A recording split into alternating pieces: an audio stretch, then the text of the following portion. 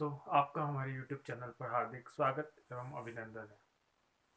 मैं आपके लिए लेके आया हूँ हमारा जो टॉपिक चल रहा था निःशस्त्रीकरण, जो कि राजनीति विज्ञान से संबंधित है। पहले टॉपिक में हम पढ़ चुके हैं कि निःशस्त्रीकरण क्यों आवश्यक है, उसकी अर्थ एवं परिभाषा क्या है। पार्ट सेकंड में हमने पढ़ा था कि निःशस्त्रीकरण के विपक्ष में क्या क्या तर्क है और निःशस्त्रीकरण करने के लिए क्या क्या चुनौतियां या कठिनाइयां हमारे सामने आती है। ये हम पार्ट 2 में पढ़े थे, जिसका लिंक डिस्क्रिप्शन में दिया गया है। आप वहां जाकर पार्ट फर्स्ट और पार्ट सेकंड को देख सकते हैं। हम अब लेके आए हैं पार्ट थर्ड में निःशस्त्रीकरण की दिशा में किए गए प्रयास, यानी निःशस्त्रीकरण को करने के लिए क्या क्या प्रयास किए गए हैं, उसके बारे में हम आज अध्ययन करने यहाँ उपस्थित हुए। तो निःशस्त्रीकरण की दिशा में किए गए प्रयास में सबसे पहला प्रयास है राष्ट्र संघ द्वारा किए गए प्रयास। जब प्रथम विश्व युद्ध हुआ था, उसके बाद राष्ट्र संघ का निर्माण हुआ था, क्योंकि शांति अंतरराष्ट्रीय स्तर पर शांति व्यवस्था बनाए रखने के लिए एक उच्च संगठन की आवश्यकता थी। तो सभी देशों ने मिलकर सोचा कि क्यों न एक संगठन बनाया जाए। तो राष्ट्र संघ के रूप में उन्होंने एक संगठन का निर्माण किया और राष्ट्र संघ ने सबसे प्रथम बार निःशस्त्रीकरण को करने का प्रयास किया था। तो राष्ट्र संघ द्वारा क्या प्रयास किए गए निःशस्त्रीकरण को करने के लिए, उसके संबंध में आज हम यहाँ पर पढ़ेंगे। तो निःशस्त्रीकरण की दिशा में किए गए प्रयास में सबसे पहला प्रयास राष्ट्र संघ द्वारा किया गया था, जो कि प्रथम विश्व युद्ध के बाद अस्तित्व में आया था। तो राष्ट्र संघ जो प्रथम विश्व युद्ध के बाद अस्तित्व में आया था, उसने क्या क्या प्रयास निःशस्त्रीकरण के लिए किए। अगर पहला प्रयास देखें तो शांति और सुरक्षा के लिए निःशस्त्रीकरण की आवश्यकता का अनुभव करते हुए उसने पेरिस के शांति समझौते की संधियों में इस दिशा में पहले चरण के रूप में जर्मनी, ऑस्ट्रिया और हंगरी की जलीय एवं स्थलीय सैनिक शक्तियों को सीमित कर दिया।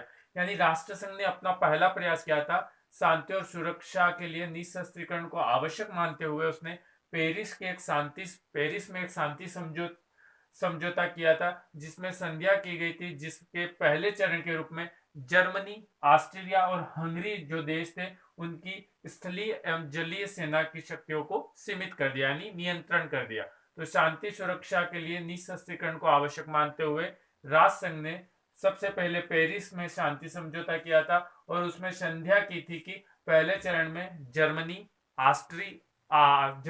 ऑस्ट्रिया और हंगरी की स्थलीय एवं जलीय सेना की शक्तियों को क्या कर दिया, सीमित कर दिया, यानी कि इन सेना की शक्तियों को पर अपना नियंत्रण स्थापित कर दिया। अगर दूसरा देखें तो राष्ट्र संघ के संविधान की 8वीं धारा में, राष्ट्र संघ का जो संविधान था उसकी धारा 8 में शांति स्थापित करने के लिए शस्त्रास्त्रों यानी शस्त्रों की कमी को आवश्यक बताते हुए इसकी विस्तृत योजना के रूप में कार्य संघ काउंसिल को सौंपा। यानी राष्ट्र संघ के संविधान की धारा 8 में यह कहा गया कि शांति स्थापित करने के लिए शस्त्रों की कमी आवश्यक है और इस कमी को आवश्यक बताते हुए इसने एक विस्तृत योजना प्रस्तुत की और विस्तृत योजना को जो प्रस्तुत किया गया वो उसका कार्य किसे सौंपा गया, तो राष्ट्र संघ के अंदर ही एक संस्था है कार्य संघ की काउंसिल, उसको यह कार्य सौंपा गया कि वह शांति स्थापित करने के लिए शस्त्रों को कमी को आवश्यक मानते हुए क्या कार्य करने चाहिए ये बताए। तो विस्तृत योजना किसके द्वारा, कार्य संघ की काउंसिल को सौंप दी गई। अगर तीसरी बात देखें तो जो इस कार्य संघ की काउंसिल है, इस कार्य के लिए इसने जनवरी 1920 में एक स्थायी परामर्शदाता आयोग बनाया। कार्य संघ की काउंसिल को जो कार्य सौंपाया था उसने जनवरी 1920 में इस कार्य को करने के लिए एक स्थायी परामर्शदाता आयोग बनाया और इस स्थायी परामर्शदाता आयोग में जो सदस्य थे वो उस समय, यानी कि इस काउंसिल में जो सदस्य विद्यमान थे उन देशों के प्रत्येक सेना का, यानी स्थल सेना का एक, जल सेना का एक और वायु सेना का एक विशेषज्ञ इस स्थायी परामर्शदाता आयोग में शामिल किया। तो प्रथम प्रयास शांति और सुरक्षा के लिए निःशस्त्रीकरण को आवश्यक बताते हुए इसने पेरिस समझौता किया था और पेरिस समझौते के प्रथम चरण में जो कार्य किया उसने जर्मनी, ऑस्ट्रिया और हंगरी की स्थलीय एवं जलीय सैनिक शक्तियों को सीमित कर दिया। सेकेंड चरण में उसने राष्ट्र संघ के जो संविधान है उसकी 8वीं धारा में शांति स्थापित करने के लिए शस्त्रों की कमी को आवश्यक माना और इस कमी को आवश्यक मानते हुए एक विस्तृत योजना प्रस्तुत की और इस विस्तृत योजना का कार्य उन्हें कार्य संघ काउंसिल को सौंप दिया। इस कार्य संघ काउंसिल ने जनवरी 1920 में एक स्थायी परामर्शदाता आयोग बनाया और इसके सदस्य के वो थे जो इस कार्य संघ काउंसिल में जो देश सदस्य थे वही इसके सदस्य थे। और इनके सदस्यों में से प्रत्येक सदस्य में यानी थल सेना, जल सेना और वायु सेना का एक एक विशेषज्ञ शामिल किया। यानी जो भी देश यहाँ पे, उन सब देशों के थल, जल और वायु सेना का एक एक विशेषज्ञ इस स्थायी परामर्शदाता आयोग में शामिल हुआ। तो ये राष्ट्र संघ द्वारा किए गए 3 प्रयास थे। इसके आगे हम पढ़ते हैं, आप इसका स्क्रीनशॉट लेना चाहे तो ले सकते हैं। आगे देखिए तो चौथा प्रयास हमारा किया गया था सितंबर 1922 में। अनेक योजनाओं पर विचार किया गया। जो पहले स्थायी परामर्शदात्री सभा थी उसके बारे में, जो उसके बाद स्थायी परामर्शदाता सभा के निर्माण के बाद भी कई योजनाओं पर विचार किया गया तथा सितंबर 1922 तक अनेक योजनाओं पर विचार करने के बाद अस्थायी मिश्री आयोग यानी कि अस्थायी मिश्रित आयोग जो बनाया गया था, इस परिणाम पर पहुंचा कि इस समस्या को हल करने का एकमात्र साधन है देशों की सुरक्षा प्रदान करने से संभव है। यानी कि जो देश इस पर हस्ताक्षर करेगा उसे सुरक्षा देने से संबंधित है। तो समस्या का हल विभिन्न देशों को सुरक्षा प्रदान करने से संभव है। यानी कि देशों को सुरक्षा प्रदान करने की अगर गारंटी दी जाए तो यह निःशस्त्रीकरण संभव है। जब तक इन्हें सुरक्षा प्राप्त नहीं होगी तब तक कोई भी देश शस्त्र घटाने के लिए तैयार नहीं होगा, क्योंकि दूसरे देश के आक्रमण का भय उस पर रहेगा। यानी कि सभी देशों को अगर सुरक्षा प्रदान करने की गारंटी दे दी जाए तब यह संभव है कि निःशस्त्रीकरण हो और देश शस्त्र घटाने के लिए तैयार हो। तो शस्त्र घटाने को तैयार नहीं होगा। सुरक्षा प्रदान करने के लिए पहला प्रयास किया गया था 1923 में, जो कि पारस्परिक सहायता की संधि का मसौदा स्वीकार करना था। यानी पहले प्रयास के रूप में 1923 में एक संधि बनाई गई थी, पारस्परिक सहायता की संधि, जिसका प्रारूप स्वीकार करना था। पारस्परिक सहायता की संधि से अर्थात है अगर किसी राष्ट्र पर आक्रमण होता है या युद्ध की स्थिति बनती है तो दूसरे देश उसकी सहायता करेंगे। पारस्परिक सहायता की संधि का मतलब दूसरे देश परस्पर उनकी सहायता करेंगे। तो यह एक देशों को सुरक्षा प्रदान करने से जो है वो देशों को सुरक्षा प्रदान करने के लिए समझौता किया गया है। तो पारस्परिक सहायता की संधि से मतलब है जब एक राष्ट्र पर आक्रमण होता है तो दूसरा राष्ट्र उसकी सहायता के लिए आगे आएगा। तो 1923 में पारस्परिक सहायता की संधि का मसौदा यानी कि प्रस्ताव स्वीकार करना था, किंतु ये पारस्परिक सहायता संधि है उसको ग्रेट ब्रिटेन और कुछ देशों ने क्या कर दिया, स्वीकार नहीं किया, यानी अस्वीकार कर दिया। इसके पश्चात 15 जून 1950 को सामान्य निःशस्त्रीकरण सम्मेलन बुलाने का निश्चय किया गया। तो सितंबर 1922 तक अनेक योजनाओं पर विचार किया। उसके बाद मिश्रित आयोग जो बनाया था इस परिणाम पर सितंबर 1922 तक अनेक योजनाओं पर विचार करने के बाद जो मिश्रित आयोग बनाया था, अस्थायी मिश्रित आयोग, इस परिणाम पर पहुंचा कि अगर निःशस्त्रीकरण करना है तो सभी राष्ट्रों को, इस समस्या का एक ही हल है कि सभी देशों को सुरक्षा प्रदान करने की गारंटी दी जाए। अगर सुरक्षा प्रदान करने की गारंटी दी जाती है तो वह शस्त्रों को कम करने के लिए तैयार हो जाएंगे। और इस सुरक्षा प्रदान करने की जो गारंटी है उसमें पहला प्रयास किया गया था 1923 में, जिसका नाम है पारस्परिक सहायता की संधि। पारस्परिक सहायता की संधि से अर्थात किसी देश पर आक्रमण होता है तो दूसरा देश उसकी सहायता करेगा, यह पारस्परिक सहायता संधि कहलाती है। तो उसको स्वीकार करना था, किंतु ग्रेट ब्रिटेन और कुछ देशों ने यहाँ पर क्या किया, इस जो संधि को उसको स्वीकार नहीं किया। इसके बाद 15 जून 1950 को सामान्य निःशस्त्रीकरण का जो सम्मेलन है उसे बुलाने का निश्चय किया गया। हम आगे बढ़े इससे पहले अगर आप स्क्रीनशॉट लेना चाहो तो ले सकते हो। राष्ट्र संघ द्वारा किए गए प्रयासों में हम आगे बढ़ते हैं। पांचवा प्रयास अक्टूबर 1924 में अस्थायी मिश्रित आयोग ने काम करना बंद कर दिया। यानी कि अक्टूबर 1924 में अस्थायी मिश्रित आयोग जो बनाया गया था उसने अपना काम करना बंद कर दिया, क्योंकि उसने जो कार्य किया उसलिए उसे असफलता मिली। इसके बाद उसने काम करना बंद कर दिया और अस्थायी मिश्रित आयोग की जगह इसके स्थान पर सज्जीकरण आयोग बनाया गया। यानी एक नया आयोग बनाया गया जिसका नाम रखा गया सज्जीकरण। तो अस्थायी मिश्रित आयोग की जगह एक नया आयोग बनाया गया जिसका नाम रखा गया सज्जीकरण आयोग। इसके सदस्य काउंसिल में विद्यमान राज्यों के प्रतिनिधि के अतिरिक्त कुछ अन्य सदस्य भी थे। यानी हमने जो पहले काउंसिल को सारा काम सौंपा था, यानी राष्ट्र संघ के अनुच्छेद 8 के अंतर्गत हमने निशस्त्रीकरण के संबंध में एक काउंसिल का निर्माण किया था। तो इस सज्जीकरण आयोग में उस काउंसिल में जो विद्यमान राज्य थे, यानी काउंसिल में जो राज्य शामिल हुए थे या काउंसिल के जो राज्य सदस्य थे, उनके राज्यों के प्रतिनिधि तो शामिल थे ही थे, लेकिन कुछ अन्य सदस्य भी शामिल थे। यानी जो काउंसिल के सदस्य नहीं थे उन राज्यों के प्रतिनिधियों को भी इसमें शामिल किया गया।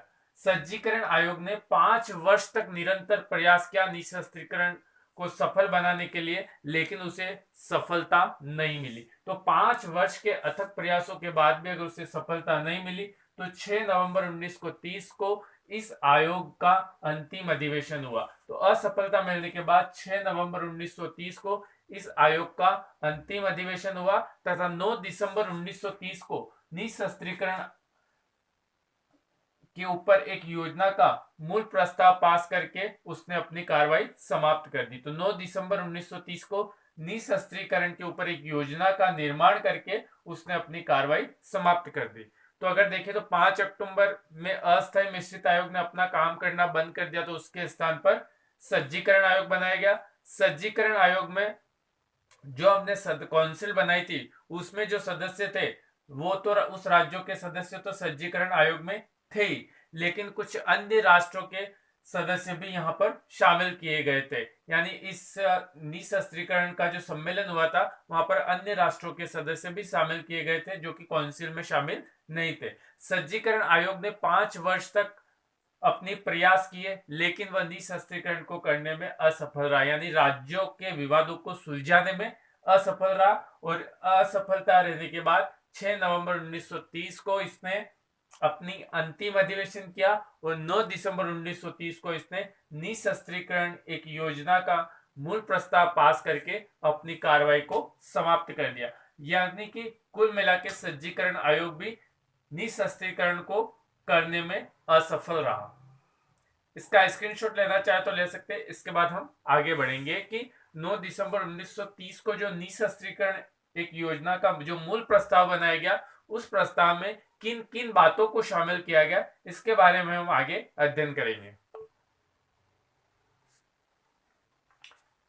आगे बढ़ते हैं। जो मूल प्रस्ताव निशस्त्रीकरण के ऊपर पारित किया गया था उसमें आगे बढ़ते हैं। 60 धाराओं के इस प्रस्ताव की निम्न विशेषताएं थी। उसमें प्रस्ताव में 60 धाराएं थी निशस्त्रीकरण के मूल प्रस्ताव में, और इस 60 धाराओं के इस प्रस्ताव की विशेषताएं अगर देखें तो मुख्य रूप से स्थल युद्ध की सामग्री पर बजट द्वारा नियंत्रण किया जाना, यानी स्थलीय युद्ध जो होता था उस पर नियंत्रण करने के लिए उस युद्ध की सामग्री पर बजट कम किया जाए, यानी बजट द्वारा नियंत्रण किया जाए, यानी कि उस युद्ध के ऊपर जो खर्चा होता है उसको बजट में कम किया जाए। सैनिकों की संख्या पर नियंत्रण, यानी सैनिकों की संख्या में कमी की जाए और प्रशिक्षित सैनिक रखे जाए, यानी कि अप्रशिक्षित सैनिकों को नहीं रखा जाए, क्योंकि उस समय युद्ध की स्थिति होती थी तो प्रशिक्षित और अप्रशिक्षित सैनिक दोनों तरह के सैनिक होते थे। तो यहाँ पर दूसरी अगर विशेषता देखें तो यहाँ पर सैनिकों की संख्या पर नियंत्रण किया जाए तथा प्रशिक्षित सैनिक रखे जाए, यानी जिसको प्रशिक्षण प्राप्त है वही सैनिक रखा जाए। अनिवार्य सैनिक सेवा के वर्षों की अवधि घटाई जाए, यानी कि पहले युद्ध बहुत होते थे तो हर व्यक्ति को सैनिक में शामिल होना अनिवार्य रूप से था, यानी कुछ वर्षों तक उसे अनिवार्य रूप से सेना में शामिल रखा जाता था। तो जो अनिवार्य सैनिक सेवा थी उसके वर्षों की अवधि को कम किया जाए, यानी जो अनिवार्य सैनिक सेवा जिस देशों में थी वहां पर उसके जो वर्ष थे अनिवार्य रूप से सेना में भर्ती होने के, तो उसके वर्षों में कमी की जाए। नौ सैनिक जहाजों पर 1922 के वाशिंगटन सम्मेलन तथा 1930 के लंदन सम्मेलनों की व्यवस्थाओं को लागू की जाए।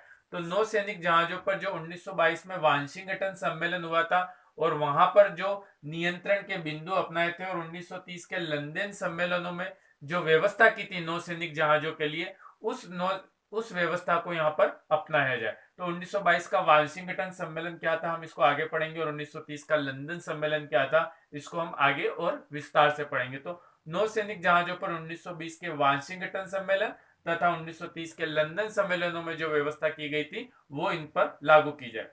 रासायनिक और जीवाणु फैलाने वाले युद्धों को रोका जाए, यानी कि ऐसे युद्धों को जहां पर रासायनिक बम या जीवाणु फैलाने वाले युद्धों होते हैं वहां पर रोका जाए। जैसे रासायनिक का आपने देखा ही होगा, हिरोशिमा नागासाकी जापान का पर अमेरिका ने बम हमला किया था, रासायनिक बम हमला। तो उसका असर आज भी वर्तमान में भी वहां देखा जाता है। तो इस तरह के जो युद्ध हैं उनको रोका जाए और एक स्थायी रूप से निशस्त्रीकरण आयोग को बनाया जाए। तो इस प्रस्ताव में ये कुछ विशेषताएं थी कि स्थल युद्ध की सामग्री पर बजट द्वारा नियंत्रण किया जाए, सैनिकों की संख्या में कमी की जाए और प्रशिक्षित सैनिक रखे जाए, अनिवार्य सैनिकों की सेवा के जो वर्ष है उनको घटाया जाए, और नौसैनिक जहाजों पर 1922 का जो वाशिंगटन सम्मेलन हुआ था और 1930 में जो लंदन सम्मेलन हुआ था उन व्यवस्थाओं को लागू किया जाए और रासायनिक और जीवाणु फैलाने वाले युद्धों को रोका जाए तथा एक अस्थायी निशस्त्रीकरण आयोग को बनाया जाए। तो इस मूल प्रस्ताव में ये कुछ विशेषताएं थी। इससे आप स्क्रीनशॉट लेना चाहे तो ले सकते हैं। फिर हम आगे बढ़ते हैं।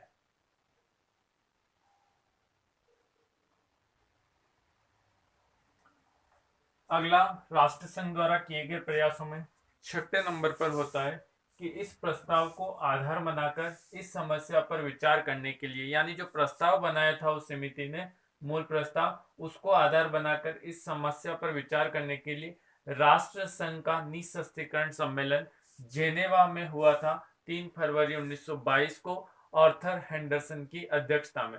यानी जो प्रस्ताव समिति द्वारा बनाया गया था, इस प्रस्ताव को आधार मानकर निशस्त्रीकरण की समस्या पर विचार करने के लिए राष्ट्र संघ ने एक निशस्त्रीकरण सम्मेलन बुलाया, जो कि जेनेवा में बुलाया गया था 3 फरवरी 1922 को, और इस सम्मेलन की अध्यक्षता की थी आर्थर हेंडरसन ने। इस सम्मेलन में 57 राज्यों के प्रतिनिधि आए थे। इस सम्मेलन में 57 राज्यों के प्रतिनिधियों ने भाग लिया था। इस सम्मेलन में 57 राज्यों के प्रतिनिधियों ने भाग लिया था। और इस समय, यानी जो सम्मेलन हो रहा था 3 फरवरी 1922 को, इस समय शंघाई में जापान व चीन के बीच युद्ध की लड़ाई चल रही थी। यानी ये जो सम्मेलन हुआ था उस समय भी जापान और चीन युद्ध कर रहे थे।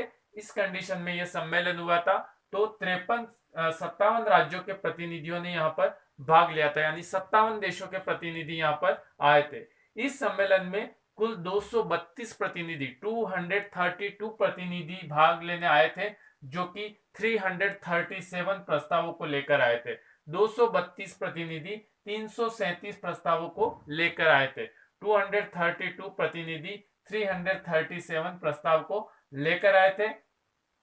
इसके अनुसार जो प्रस्ताव थे, इसके अनुसार अगर देखा जाए तो विभिन्न राज्यों के जो बड़े युद्धपोत हैं, यानी बड़े युद्धपोत यानी कि नौसेना के जो जहाज है वो युद्धपोत कहलाते हैं। बड़े युद्धपोत है, तोप खाने हैं, पनडुब्बियां हैं, बम वर्षक वायुयान है, ये सभी राष्ट्र संघ को सौंप दिया जाए। इस के प्रस्ताव के अनुसार जो बड़े युद्धपोत है राष्ट्रों के पास, तोप खाने हैं, बम वर्षक वायुयान है, पनडुब्बियां हैं, ये सारी चीजें संघ को दे देनी चाहिए। और विवादों का निपटारा है वो बातचीत से हल करने को कहा गया।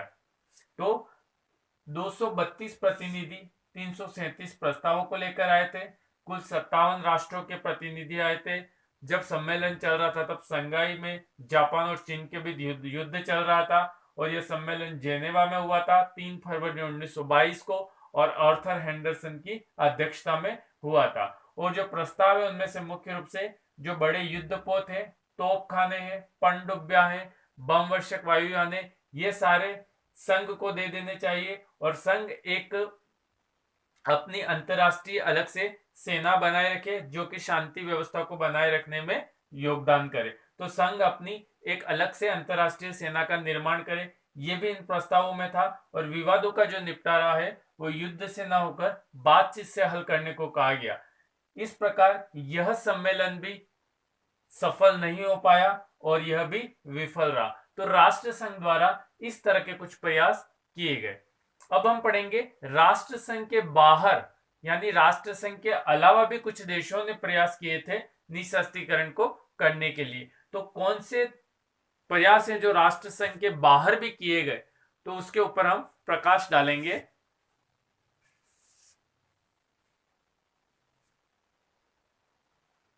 तो उसके ऊपर हम चर्चा करेंगे।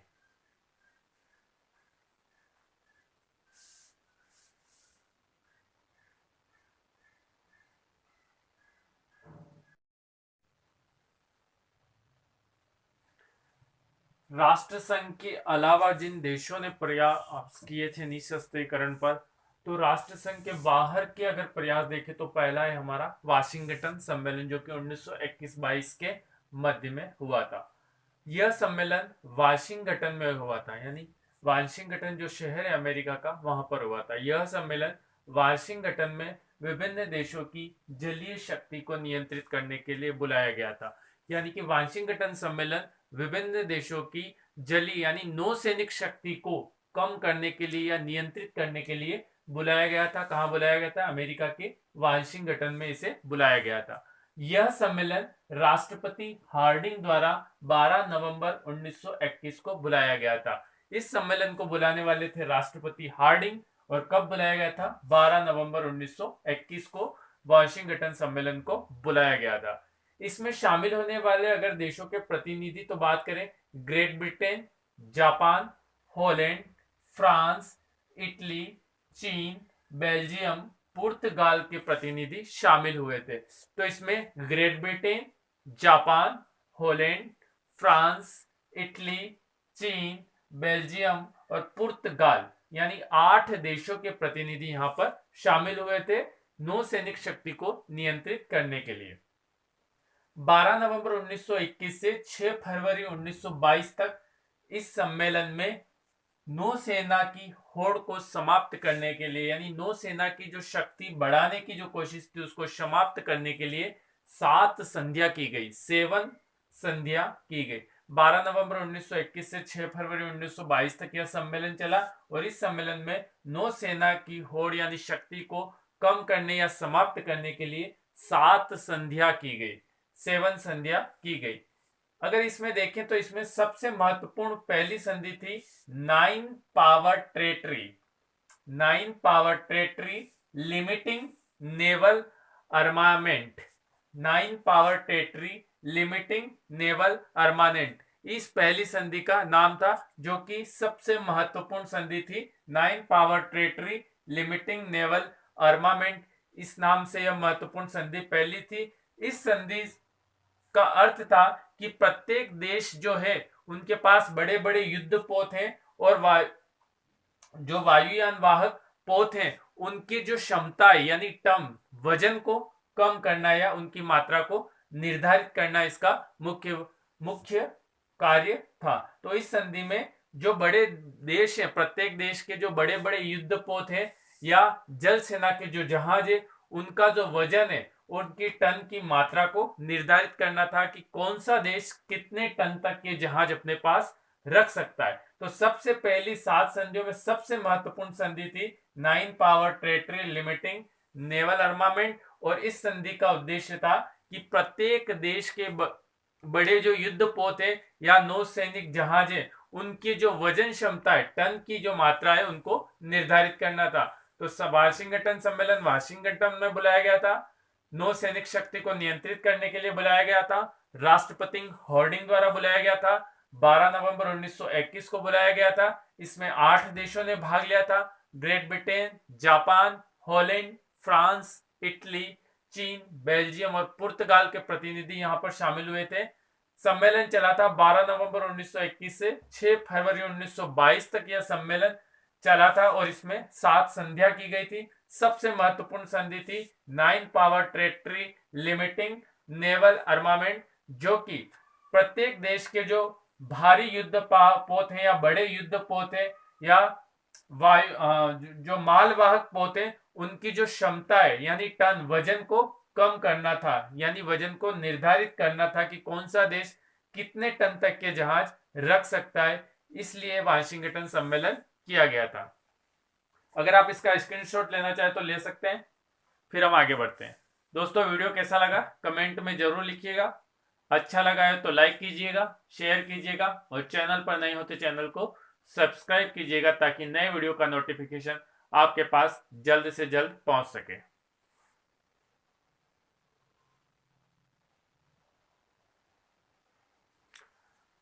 अगर आगे बात करें वाशिंगटन सम्मेलन में जो युद्धपोतों यानी कि जलवाहक या नौसेना के जहाजों को टन तक नियंत्रित करने था, तो इस संधि द्वारा यूएसए जो है संयुक्त राज्य अमेरिका 5,25,000 टन तक के नौसैनिक जहाज अपने पास रख सकता था। ग्रेट ब्रिटेन 5,25,000 टन के नौसैनिक वाहन पोत अपने पास रख सकता था। जापान 3,15,000 टन तक के नौसैनिक युद्धपोत अपने पास रख सकता था और फ्रांस 1,75,000 टन तक के युद्धपोत जो कि नौसेना के युद्धपोत थे वो अपने पास रख सकता था और इटली 1,75,000 टन तक के जलवाहक जलीय युद्धपोत अपने पास रख सकता था।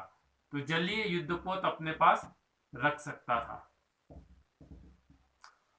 तो यह इनके टन फिक्स कर दिए गए थे इस संधि द्वारा। तो America 5,25,000 ton, Great Britain 5,25,000 ton, Japan 3,15,000 ton, France 1,75,000 ton और इटली 1,75,000 टन तक के जलीय युद्धपोत अपने पास रख सकता था। नौसैनिक शक्ति का अगर अनुपात निकाले, इन सब का हम अनुपात निकाले तो निकलता है 5:5:3:1.67:1.67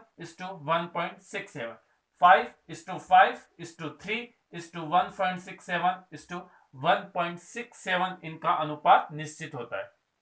ग्रेट ब्रिटेन जो था वो पूर्ण रूप से जो जलीय पनडुब्बियां होती थी उनको पूर्ण रूप से समाप्त करने के पक्ष में था, लेकिन फ्रांस ने इसका विरोध किया कि पूर्ण रूप से पनडुब्बियों को समाप्त नहीं किया जाना चाहिए या पनडुब्बियों को समाप्त नहीं किया जाना चाहिए। तो ग्रेट ब्रिटेन इसको पूर्ण रूप से समाप्त करना चाहता था, लेकिन फ्रांस इस पक्ष में नहीं था। तो ये जो वाशिंगटन सम्मेलन हुआ था वो सिर्फ जलीय सेना या जलीय जो शक्ति है उसके ऊपर ही हुआ था। यहाँ पर थलीय और स्थलीय शक्ति और वायुयान संबंधी शक्तियों पर इस सम्मेलन में किसी भी बात की चर्चा नहीं हुई। तो वाशिंगटन सम्मेलन सिर्फ जलीय शक्ति, जलीय नौसेना शक्ति को नियंत्रण करने के लिए किया गया था। तो इसमें कुछ इस प्रकार के विचार किए गए और इस प्रकार की संध्या की गई।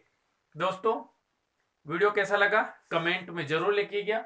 इसके आगे वाली संधि हम पढ़ेंगे अगले पार्ट में, तो इसका अगला पार्ट आपके पास जल्द से जल्द पहुंच जाएगा। और अगर वीडियो अच्छा लगा हो तो कमेंट में जरूर लिखिएगा और चैनल पर नए हो तो चैनल को सब्सक्राइब कीजिएगा ताकि नए वीडियो का नोटिफिकेशन आपके पास जल्द से जल्द पहुंच सके। धन्यवाद।